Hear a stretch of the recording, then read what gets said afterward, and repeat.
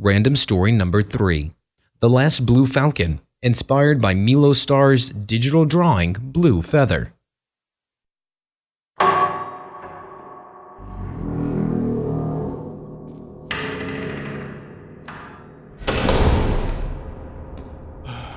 Another juggler?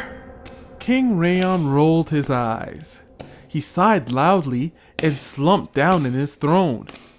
As the juggler nervously prepared himself for his performance, King Rayon looked over to his most trusted advisor, standing on his left side. Aldridge? Yes, my lord. How many more jugglers are to perform for me today? He should be the last one, my lord.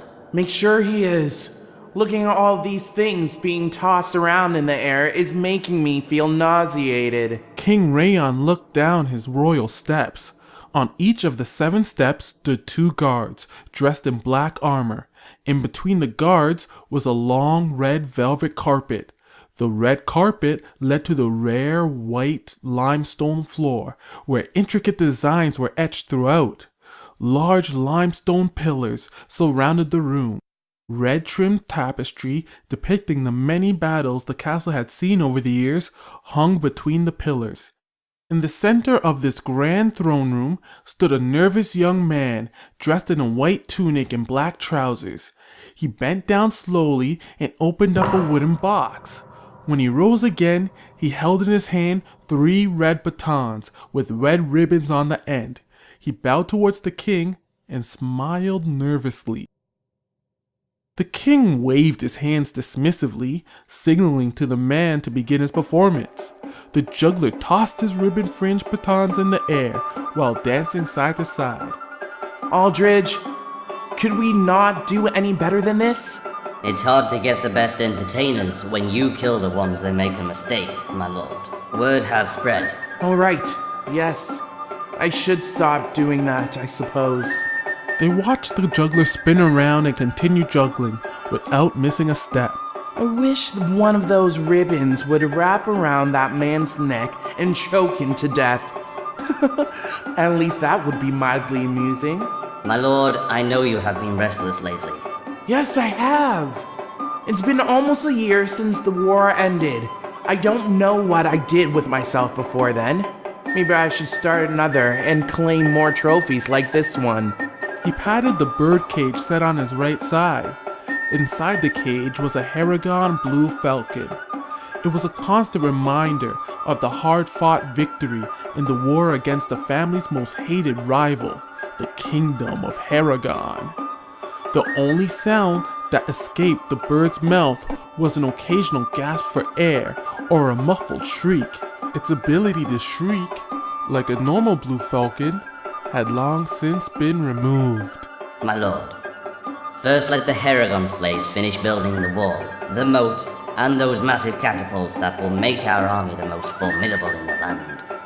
We will win any war we wage.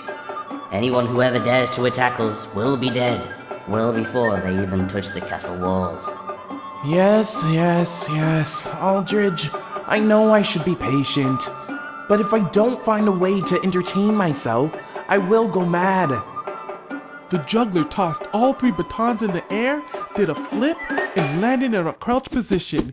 He caught 2 of the batons, but the 3rd one came crashing to the floor, just a couple feet in front of him. The juggler gasped and looked at King Rayon with fear-stricken eyes. He knew that wrath and rage were certain to follow the clanging of the fallen baton. King Rayon jumped out of his throne and pointed angrily at the juggler. Aldridge tugged King Rayon's robe before he could say a word. Aldridge leaned over and whispered in his ear, My lord, remember what you said. Yes, I remember. He looked down at the trembling juggler. Consider yourself fortunate that I am a merciful king. You are condemned to the dungeon until you can learn how to juggle those silly sticks without dropping one in front of me. King Rayon pointed to 2 of the guards that stood between the limestone pillars. Take him to the dungeon. The guards moved swiftly to the juggler's side, grabbed him by the arm, and dragged him towards the throne room doors. King Rayon ignored the unfortunate juggler's desperate cries for mercy Instead, he sat back down on his plush throne and asked, Who will be the next entertainer? Next, we have a magical storyteller from the Saraton Valley. A magical storyteller? I never heard of one of those before.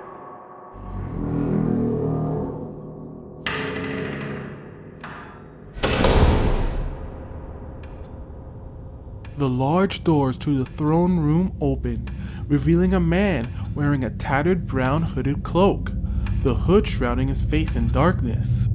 A long, graying beard hung down to his stomach, swaying gently from side to side with each and every step he took.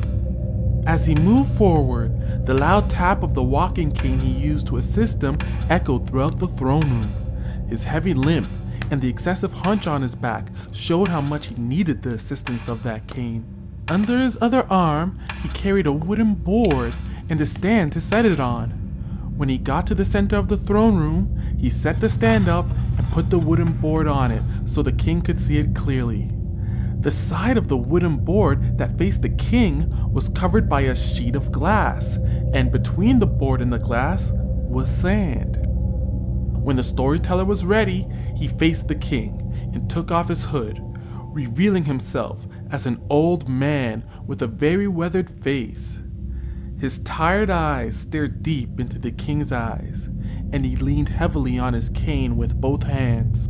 The king sat up straight and leaned forward in his seat. Then he waved his hand, giving the storyteller the signal to begin. Thank you, my lord. I have traveled from Saraton Valley to tell you the story of the greatest man alive. The man turned to the board, took a deep breath, and blew softly. As he blew, the sand swirled and shifted. Some of the grains flipped over to reveal a darker grain. King Rayon looked on intently as he realized a picture was gradually forming. That's a picture of me! The image was a portrait of the king's face, complete with his typical smirk. Yes, you're correct. I am the greatest man alive. I like this performance already. This man comes from a long lineage of kings that once sat on the very throne he sits on now. Each one of these kings ruled the kingdom of Sharandia with pride and respect. The storyteller blew the sand again. The new picture was of a castle with the sun setting in the background. Amazing! That is our castle, Aldridge. The resemblance is unbelievable. How is it possible to make those pictures simply by blowing the sand? This great kingdom had a bitter enemy, the kingdom of Aragon, where the mighty blue falcons soared high in the sky. After he blew the sand again, a picture of a different castle appeared in the midst of rolling hills. In the sky, birds soared around the castle. The blue falcon beside King Rayon made a sound as if it was trying to shriek, but could only gasp for air. King Rayon had a look of disdain, as if he had just eaten something rotten. There is that dirty, disgusting Aragon castle. Then he turned to Eldridge and chuckled. But it sure doesn't look like that anymore. Not since we had our way with it. The kingdom of Aragon and the kingdom of Sharandia were bitter enemies for generations. They battled constantly. Their hatred for each other turned minor grievances into long, bloody skirmishes and full-blown wars. No matter how hard they tried, neither kingdom could ever do enough to destroy the other. However, when King Udon of Aragon and King Gerard of Sharandia took power of these respective kingdoms, they set their destinies on a new path. A truce was observed between these two kingdoms for the first time in generations. He blew the sand to show two crowned men with their hands gripped firmly together. They faced an adoring crowd that was cheering for them wildly. King Rayon shook his head shamefully. My father was such a silly dreamer. Trusting those foolish Harrigans was a tragic decision. From the time the truce was signed, both of these kingdoms enjoyed wonderful peace. Trade was free, travel was effortless, and even the royal families became close. They experienced the most prosperous time in their existence. They needed us to be prosperous. They had no chance of existence without Sharandia. Eldridge laid his hand gently on King Rayon's shoulder, hoping to calm the king down. King Rayon looked over to Eldridge and nodded his head. He took a deep breath and waved at the storyteller, allowing him to proceed. However, the peace did not last forever. King Jara died unexpectedly. To this day, it's a mystery how he died. The storyteller blew the sand, and the picture changed to show an extravagant bedchamber. King Jara lay on a bed. His face was full of anguish, while another man stood over him, full of rage, choking him with his hands. Is that you, my lord? Said Eldridge as he squinted in an attempt to see the picture more clearly. King Rayon jumped out of his throne. What is the meaning of this? That never happened. The storyteller looked more closely at the sandboard. I'm truly sorry, my lord. My skills are not what they used to be. When he blew the sand again, the picture changed slightly to show the same man lying peacefully in his bed this time, while the other man was at his bedside, crying profusely. Is this more accurate, my lord? Yes, that is more accurate. Said King Rayon as he sat back down on his throne. Please, continue. Thank you, my lord. With the death of King Jara, Prince Rayon became the new king of Sharandia. Stop right there. Here comes the best part. Aldridge, you know I like to eat red grapes whenever I listen to a good story. This story is about to get very good. Find me a bowl of the finest red grapes we have. Quickly. Eldridge turned to the servant beside him and tapped him on the shoulder. That servant ran down the steps as fast as he could, past the storyteller and through the open doors. Once the servant exited, the only sound that could be heard in the throne room was King Rayon playfully humming to himself.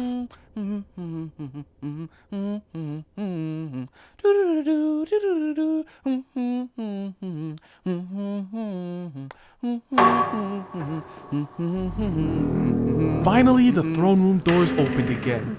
The servant entered, walking as quickly as he could while making sure none of the grapes fell out of the bowl. He cautiously walked up the stairs to give the bowl to Eldridge. Eldridge inspected the bowl for a moment. When he was satisfied, he gave the bowl to King Rayon. King Rayon immediately grabbed a handful of grapes and greedily threw them in his mouth. He closed his eyes to savor the juicy grapes bursting in his mouth with every chew. Now you can continue, said King Rayon as he waved his free hand, giving the signal to begin again. Thank you, my lord. At the annual Feast of Peace, which was the feast that celebrated the truce between the kingdoms, King Rayon betrayed King Udon. He killed him at the table. His men slaughtered all the people at the feast who represented the kingdom of Heragon. The next scene the storyteller created depicted King Rayon holding a knife to King Udon's neck, forcing him to watch Rayon's knights mercilessly kill other members of the royal family at the banquet table. The storyteller blew the sand again to show another scene with King Rayon standing triumphantly over the lifeless body of King Udon. Yes, I did that. He never suspected a thing, that stupid fool. It was such a perfect plan, wasn't it, Aldridge? Eldridge smiled proudly and nodded his head. King Rayon's army slaughtered the people of Heragon, who didn't immediately pledge their allegiance to King Rayon. All the others were put in shackles and deemed to be slaves of the kingdom of Sharandia. This is why I am the greatest king that Sharandia has ever seen. I crushed the Heragon people into nothing when my fathers before me couldn't. King Rayon ordered that each and every blue falcon be killed, except for King Udon's personal blue falcon. He kept that one alive to maim, torture, and desecrate whenever he felt the urge to do so. The storyteller blew the sand to show a scene depicting men with bows and arrows shooting at birds. Some of the blue falcons lay lifeless on the ground with arrows sticking out of them. Those stupid birds deserved it. With the resources of the kingdom of Haragon at his disposal and the people of Haragon as his slaves, King Rayon became the most powerful king ever in the history of Sharandia. The storyteller blew the sand to create a picture of King Rayon sitting at the throne. From the storyteller's point of view, the picture even included the blue falcon and Lord Eldridge by his side. That's me again!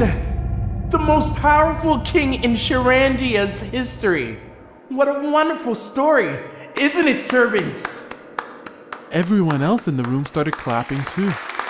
Thank you, my lord, but the story isn't done. Oh? Lord Rayon slowly sat back down in his seat. No, not at all. You see, on the fateful night of the Feast for Peace, not every member of the royal family of Haragon drew their last breath. The storyteller blew the sand to create a picture of a pile of dead bodies within the banquet hall of the Haragon castle. The scene focused on the face of one person in particular. His eyes were wide open. King Rayon and Lord Eldridge both squinted at the board, trying to identify the face. That looks like Prince Arian, my lord. What? Impossible! I watched him die, and we put his head on a stick, as we did with the rest of the royal family. Remember? Actually, my lord, Prince Arian was the only one of the royal family that did not have his head on a stick. Why not? I wanted all of their heads on sticks. But you didn't tell Sir Hannigan. He threw the prince's body into the burning pit with the rest of the dead Haragon people. We'll bring in Sir Hannigan so he can confirm to us that indeed he did see the prince die. Sir Hannigan is dead, my lord. You killed him for not putting the prince's head on a stick. Oh, I really have to stop doing that. Regardless, he is dead. Maybe you're right, but what if he wasn't dead? King Rayon jumped out of his seat furiously. Before he could say anything, Eldridge tugged him on his robe and whispered in his ear, Remember, my lord, this is just a story. He needs to imagine some things to make it interesting. Let him finish his story. King Rayon nodded in agreement. He waved his hand at the storyteller and sat back down. What if Prince Arian survived that attack and escaped to the nearest kingdom where he trained himself to be one of the best warriors in the land? The storyteller blew the sand, creating a picture of a man swinging a sword at a tree with all of his might. If that were true, I believe Prince Arian would become a warrior to seek revenge and free his people. If he wanted to seek revenge and free his people, he would need more than the skills of a warrior. He would need to learn something else too, something magical. This time, a picture formed of a man at a table reading a book while grasping a fistful of sand. It can't be. What if he mastered that magic? Surely, if he wanted revenge and to free his people, he couldn't just be a great warrior and know a magic trick. He would also need a disguise. The storyteller blew the sand to create a picture of Prince Arian. Half of his face was young and handsome, while the other half was that of an old, wrinkled man. I don't believe it. What if Prince Arian had these four things? But his voice was changing with every word. His once fragile, raspy voice was gradually becoming clearer, deeper, and stronger. What if he had The burning desire to seek revenge, the skills of a great warrior, the trickery of some playful magic and a disguise. The storyteller paused, as if he wanted an answer. Everybody in the room was frozen with anticipation, including King Rayon. If he had all of those things, I believe he would be standing before you in the middle of this throne room as I am now. He blew at the sandboard again. The picture became King Rayon's view of the throne room. It looked almost like the scene at that very moment. The only difference was who stood beside the storyteller's sandboard. Instead of an old, frail, hunchback, bearded man with a walking stick, there was a strong, young, fierce warrior. The room was silent. Nobody dared to move or say a word. Suddenly, the storyteller dropped his walking cane, stood up straight, grabbed his beard, and tore it off. He wiped his face clear of the markings and animal skin that gave the illusion of wrinkles. When he was done, he tossed the beard to the side and looked menacingly into the eyes of King Rayon. The servants gasped. It's him! Guards! Get him! Prince Arion flung off his cloak, revealing a body with an athletic frame, wearing brown leather trousers with 2 leather straps crossing his chest. The guards from the steps charged at Arion with their swords held high. Arion kicked the first guard in the stomach with a powerful strike that sent the guard sailing backwards into the next one. Arion ducked the strike of the next guard and tripped the guard behind him with the walking cane. The speed and technique that Arion used was far superior to the guards that attacked him. When he was able to rip a sword from one of the guards' hands,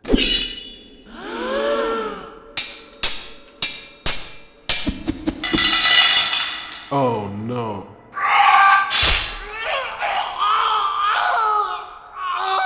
everyone in that throne room truly saw how great of a warrior Prince Arion had become. It didn't take long for him to dispose of all of the guards that attacked him, except for the one that stood between him and King Rayon.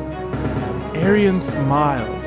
He could tell by the terrified look in the guard's eyes that he was in no hurry to face the wrath of Arion's rage. The vision of Prince Arion covered in the blood of his fallen comrades and surrounded by their dismembered and lifeless bodies was an intimidating sight to behold, to say the least. Get him!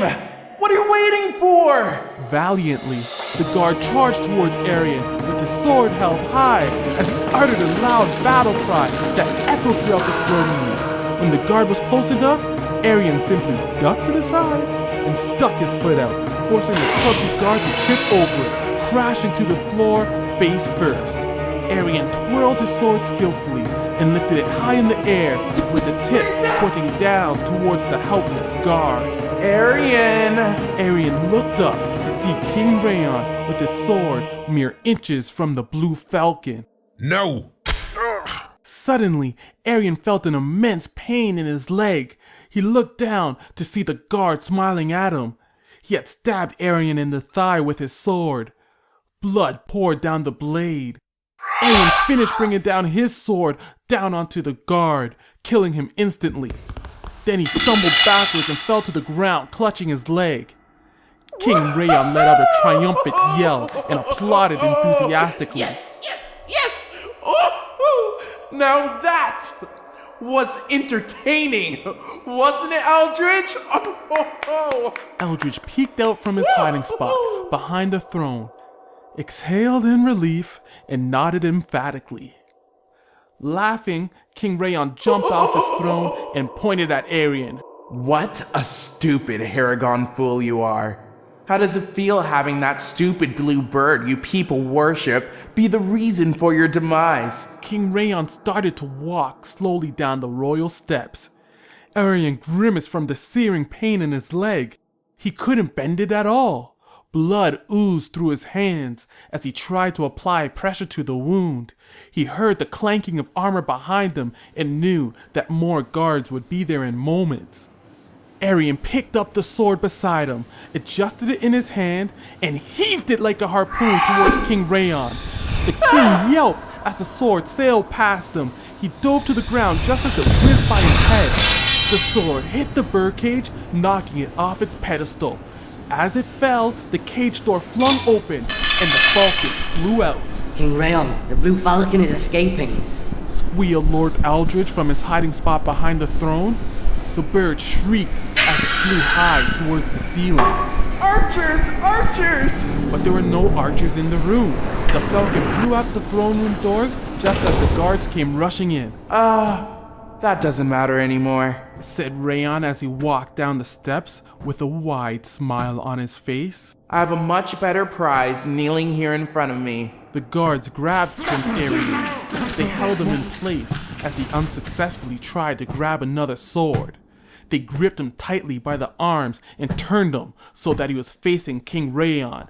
He was forced to kneel on one knee while the other was straight out, continuing to bleed. All that time training to be a great warrior, and that is the best throw you have? Laughed King Rayon, now just a few feet away from Prince Arian. He raised his hand high and slapped Arian across the face. King Rayon laughed again. You are such a failure, Arian. I knew it ever since I met you at the first Feast of Peace. Today, you failed your people and your father's legacy. Oh, you must be so ashamed of yourself that you look forward to me killing you, aren't you, Arian? You don't want to live with all that shame, do you, Arian? Well, because I am such a merciful king, I will gladly send your pathetic carcass to the afterlife. You will not have to live with that shame for a moment more. King Rayon raised his sword high in the air and... Wait! Everyone looked at Lord Eldridge as he scurried down the steps and hurried towards King Rayon. He leaned into him and whispered something in his ear. Whatever he said made King Rayon's eyes widen with excitement as an evil grin slowly spread across his face. Yes, that is a fantastic idea. Yes, yes, yes.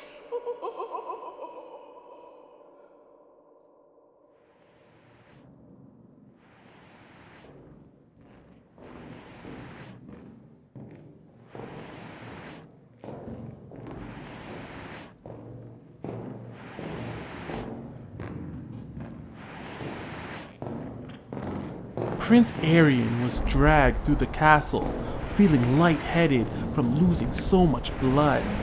He was relieved when he realized that they were leading him to one of the balconies where he could at least get some fresh air. King Rayon went out first. Prince Arian realized he was preparing to address a crowd. Good day, Haragon slaves. Today I would like to talk to you about hope. I am sure that one day you hope to be free. You pray every day that a savior will come. Some of you may hope that savior will be Prince Arian. Is that what you hope? I know when you look at the rotten heads on those spikes at the castle wall, you notice that he is the one head of the royal Haragon family that is still missing. Maybe you wonder if he will be your savior. Well, for those of you with that hope, I would like to show you what your hope looks like today. King Rayon turned around and signaled to his guards to bring out Arian. The guards brought Arian to the balcony and forced him to stand beside King Rayon. Arian could see who King Rayon was addressing. For the first time in a long time, he saw his people, all of them in shackles, dressed in tattered clothes.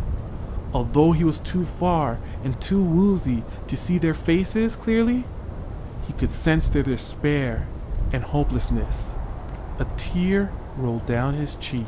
I would like you to know that earlier today, Prince Arian attempted to save you. Although his attempt was very clever and valiant, he ultimately failed. Just like any of you would fail if you dare try to be as valiant. Embrace your new life. You are and will forever be my Haragon slaves. As King Rayon rambled on, something slowly drifting down from above caught Arian's attention. It swirled and twirled as the light breeze carried it to and fro while it made its descent. When it eventually landed in front of him on the balcony, Prince Arian realized that it was a blue feather. He looked up and saw that the blue falcon was soaring high in the sky, circling the area.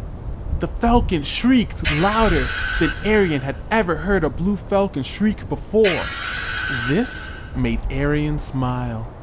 He knew in his heart that he had made the right decision. He could have thrown that sword and hit King Rayon right in the chest if he really wanted to.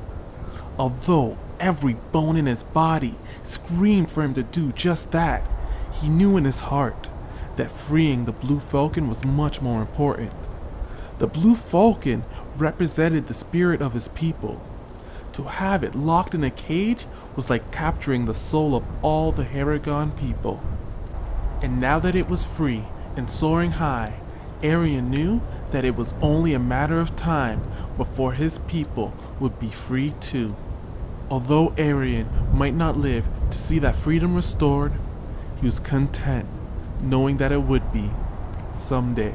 As much as I would love to talk to you slaves about the joy I will take in ridding you of your hero and your hope, I have some important business to take care of, said King Rayon as he unsheathed his sword. And my first order of business is to put Prince Arian's head where it rightfully belongs. Prince Arian just chuckled to himself and thought, If only he knew. Now my people have more hope than they ever had before.